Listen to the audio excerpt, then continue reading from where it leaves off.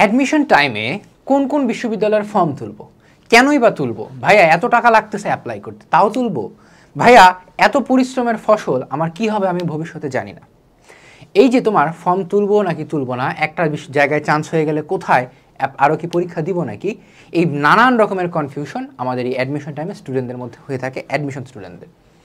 এবং তোমাদের এই বিডি ইউনিট যে ভর্তি জার্নি আছে, সেই ভর্তি জার্নিতে তোমরা কোথায় কোথায় অ্যাপ্লাই করবে, কোথায় কোথায় অ্যাপ্লাই করবে না, তার আজকের একটা পুরো গাইডলাইন নিয়ে তোমাদের সামনে চলে আসছি। এবং সাথে আছি আমি মাহমুদুল হাসান তায়েফ, পড়াশোনা করছি চট্টগ্রাম বিশ্ববিদ্যালয়। এবং চলো শুরু করি। প্রথম পয়েন্ট হচ্ছে সব, যে ভাই তুমি যদি এক বাক্যে আমার কাছে জিজ্ঞাসা করো যে ভাই কই কই অ্যাপ্লাই করব, তোমারে বলবো সব জায়গায় অ্যাপ্লাই করতে হবে, কোনো সুযোগ নাই কোনো জায়গায় বাদ দেওয়ার জন্য। হ্যাঁ, যদি এরকম থাকে যে না তোমার ফিনান্সিয়াল কন্ডিশনে একটু ঝামেলা আছে এবং তুমি মোটামুটিভাবে মানে কি বলে কনফার্ম যে ঢাকা বিশ্ববিদ্যালয় না হলেও রাজশাহী, চট্টগ্রাম বা হচ্ছে জাহাঙ্গীরনগর, জগন্নাথের মতো ভালো ভালো জায়গায় তোমার হয়ে যাবে। হ্যাঁ, আপাতত গুচ্ছের এখনও সার্কুলার ওরকমভাবে আসে নাই, তাও আমরা ধরে রাখতে পারি এবার গুচ্ছ থাকছে না, কথার কথা। গুচ্ছ না থাকলেও তোমার সব জায়গায় যদি অ্যাপ্লাই করার সামর্থ্য নাও থাকে, তাও তুমি বেশ কয়েকটা সিলেক্টেড কিছু ভার্সিটিতে তুমি অ্যাপ্লাই করে রাখো। ইসলামিক ইউনিভার্সিটি কুষ্টিয়া হইতে পারে, বা হচ্ছে নোয়াখালী বিজ্ঞান ও প্রযুক্তি বিশ্ববিদ্যালয় হতে পারে, বা হচ্ছে মনে করো খুলনা বিশ্ববিদ্যালয় হতে পারে, সাস্ট হতে পারে। তো বেশ কিছু হ্যান্ড সিলেক্টিভ বিশ্ববিদ্যালয়ে তুমি অ্যাপ্লাই করে রাখো। এর বাইরে ভাই আমার অ্যাপ্লাই করার সামর্থ্য আছে, আমি 20,000 টাকা দিয়ে সব জায়গায় অ্যাপ্লাই করতে পারবো, ভাই তোর কাছে রিকোয়েস্ট, আমি হাত জোর করে বলতেছি তুই সব জায়গায় অ্যাপ্লাই কর। কারণ কি, এবার বলি কেন আমরা সব জায়গায় অ্যাপ্লাই করব। কারণ হচ্ছে আমাদের বিকল্প নিশ্চিত করতে হবে। ভাই আমার ঢাকা বিশ্ববিদ্যালয়ে চান্স হয় না, আমি তো পুরো ডিপ্রেস, তো কী হয়েছে, তোর জন্য জগন্নাথ আছে। ভাই আমার জগন্নাথ ছুটে গেছে, এবার কি করব? তো তোর জন্য জাহাঙ্গীরনগর আছে, জাহাঙ্গীরনগর যদিও প্রিপারেশন একটু ভিন্ন, আমরা সেটার মধ্যে পরে যাচ্ছি। ভাই আমার রাজশাহী বিশ্ববিদ্যালয় ছুটে গেছে, তো কি করব? তো তোর জন্য চট্টগ্রাম বিশ্ববিদ্যালয় আছে। ভাই আমার চট্টগ্রাম ছুটে গেছে, তো কি করব? তো তোর জন্য ইসলামিক ইউনিভার্সিটি কুষ্টিয়া আছে। ভাই আমার কুষ্টিয়া ছুটে গেছে, নোয়াখালী ছুটে গেছে, টাঙ্গাইল বিশ্ববিদ্যালয়ের বাংলাদেশে অভাব নাই। ঠিক আছে, ভালো ভালো বিশ্ববিদ্যালয় সবগুলাই, এবং কোনটার মধ্যে তুমি পড়তে চাও সেটা তোমার একান্ত ব্যক্তিগত ইচ্ছা। এরপরে পরিকল্পনার স্বাধীনতা। পরিকল্পনার স্বাধীনতা কেন? তুমি যখন সবগুলো বিশ্ববিদ্যালয়ের প্রিপারেশন নিয়ে রাখছো, তখন তোমার মাথায় থাকবে যে না, আমার যদি ঢাকা বিশ্ববিদ্যালয় কেন্দ্রিক প্রিপারেশন আমি নিছি, আমার ঢাকা বিশ্ববিদ্যালয় এবার হয় নাই, তাহলে আমি আলটিমেটলি কি প্রশ্ন ব্যাংক পড়ার মাধ্যমে শুধুমাত্র চট্টগ্রাম বিশ্ববিদ্যালয়ে পরীক্ষা দিব, নাকি হচ্ছে আমি ইসলামিক ইউনিভার্সিটি কুষ্টিয়া বা সাস্টের মতো কঠিন প্রশ্নে যাব, বা হচ্ছে সব কিছু বাদ দিয়ে আমি জাহাঙ্গীরনগর ভিত্তিক প্রিপারেশন নিব? কারণ আমরা জানি সারা বাংলাদেশের প্রিপারেশন একরকম, আর হচ্ছে আমাদের মহামান্য জাহাঙ্গীরনগর বিশ্ববিদ্যালয়ের প্রিপারেশন কিন্তু আরেক রকম। বিশেষ করে বিডি ইউনিটের কথা আমি বলতেছি এই জায়গায়। সো বিডি ইউনিটে যেহেতু আমার জাহাঙ্গীরনগর একরকম প্রশ্ন করে, চট্টগ্রাম বিশ্ববিদ্যালয়ে তোমার আগের বছরের প্রশ্ন ব্যাংকগুলো পড়লে হয়ে যাচ্ছে। তো চট্টগ্রাম বিশ্ববিদ্যালয়ে একরকম প্রশ্ন করে, রাজশাহী বিশ্ববিদ্যালয়ের প্রশ্নের প্যাটার্ন আরেক রকম, জগন্নাথের মধ্যে তোমার আবার এইবার শুনতেছি রিটেন রাখবে। সো এত কিছুর মাঝখানে এত কিছু যখন বিভিন্ন গুচ্ছ ভাঙতেছে, ভাই গুচ্ছ থাকবে নাকি থাকবে না, এত কনফিউশনের মাঝখানে তুমি তোমার পরিকল্পনা নেওয়ার নিজের মতো করে একটা স্বাধীনতা পাবা, যে আমি কোন জায়গায় যাব কোন জায়গায় যাব না।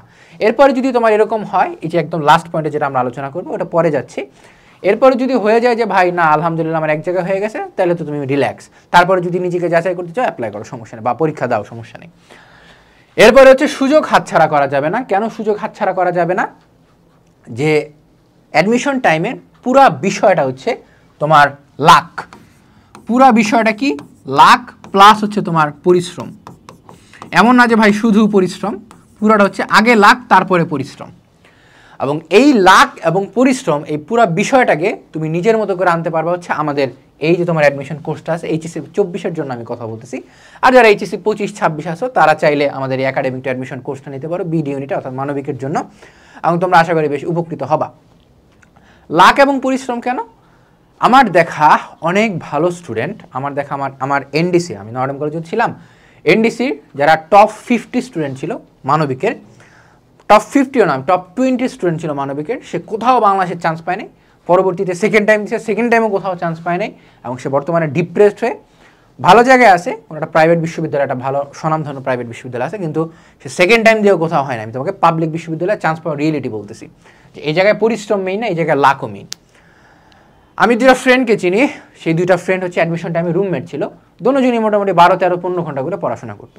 একজন ঢাকা বিশ্ববিদ্যালয় লতে পড়াশোনা করতেছে, আরেকজনের প্রথমবারে কোথাও চান্স হয় নাই, সেকেন্ডবারে গিয়ে চান্স হয়েছে হচ্ছে রাজশাহী বিশ্ববিদ্যালয়ের ইসলামিক স্টাডিজে। আমি কোনো সাবজেক্টকে ছোটো করতেছি না, কোনো সাবজেক্টকে বড়ও করছি, কিন্তু তার যে ফার্স্ট মানে ফার্স্ট বারে কোনো জায়গায় চান্স হয় না, আমি সেই রিয়েলিটি বলতেছি তোমাকে, যে অ্যাডমিশনে পুরোটা হচ্ছে লাক, আগে লাক তারপরে পরিশ্রম, পরিশ্রম করলে কিছু হয় না। তাও আমাদের ট্যাগলাইন হচ্ছে কি, মেধাবী নয় জঘন্য রকমের পরিশ্রমী।